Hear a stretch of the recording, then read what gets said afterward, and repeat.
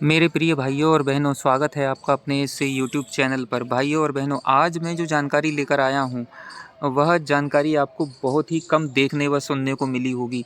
कृपया इसे बिल्कुल आप नोट कर सकते हैं, चाहो तो याद करके रख लीजिएगा। ये समय से संबंधित है।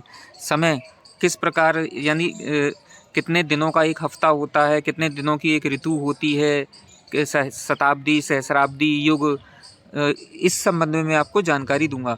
तो मित्रों, आइए जानते हैं इनके बारे में। जैसे 7 दिनों का, 7 दिवस का एक सप्ताह होता है, और 4 सप्ताह में एक माह होता है, एक महीना। 2 महीनों में एक ऋतु होती है, और 6 ऋतुओं का एक वर्ष होता है, एक साल होता है। और 100 वर्षों की मित्रों एक शताब्दी होती है। 10 शताब्दियों का एक सहस्राब्दी होती है। और मित्रों, इसके आगे मैं आपको बताता हूँ कि 432 सहस्राब्दियों का एक युग होता है। 2 युग का एक द्वापर युग होगा, और 3 युगों का एक त्रेता युग होगा। मित्रों, 4 युगों का एक सतयुग होता है, और सतयुग, त्रेता युग, द्वापर युग और कलयुग, ये सब मिलकर एक महायुग बनता है। इन चारों युगों को मिला दिया जाए, जोड़ दिया जाए इन चारों युगों को, तो एक महायुग बनता है।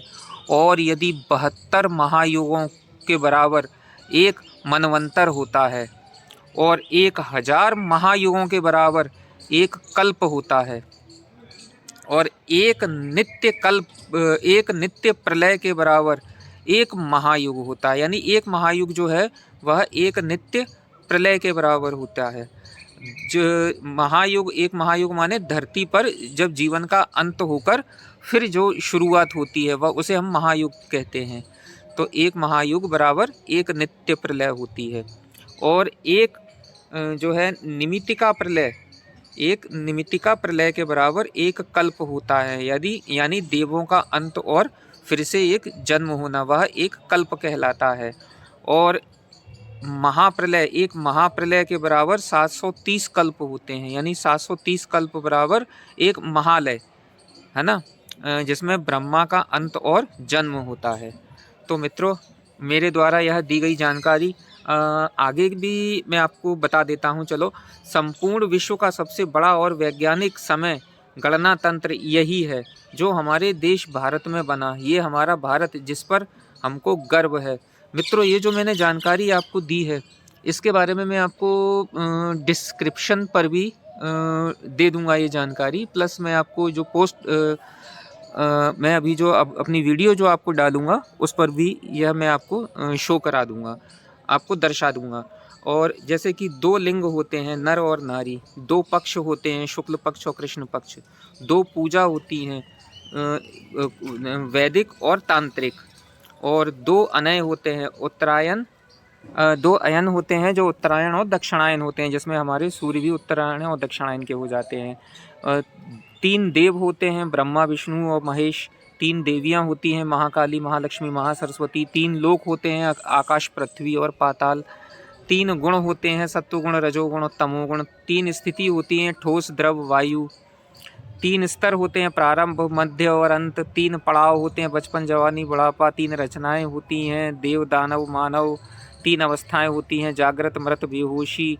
3 काल होते हैं, भूत, भविष्य, वर्तमान। 3 नाड़ियाँ होती है, इला, पिंगला, सुषुम्ना।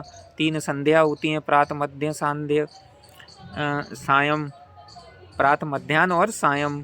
3 शक्ति होती है, इच्छा शक्ति, ज्ञान शक्ति, क्रिया शक्ति।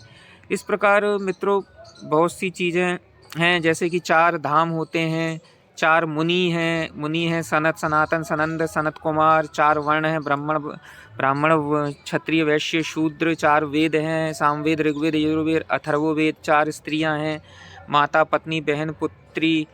4 गुरु हैं, माता, पिता, शिक्षक, आध्यात्मिक गुरु।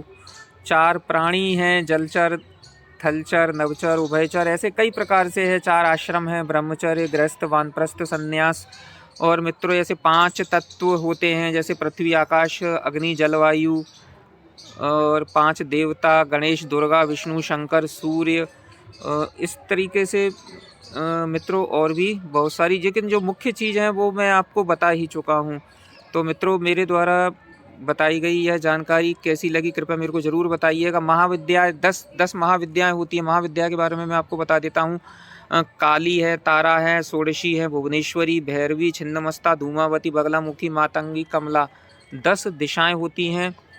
पूरब, पश्चिम, उत्तर, दक्षिण, आग्नेय, नैऋत्य, वायव्य, ईशान, ऊपर और नीचे। ये 10 हो गई।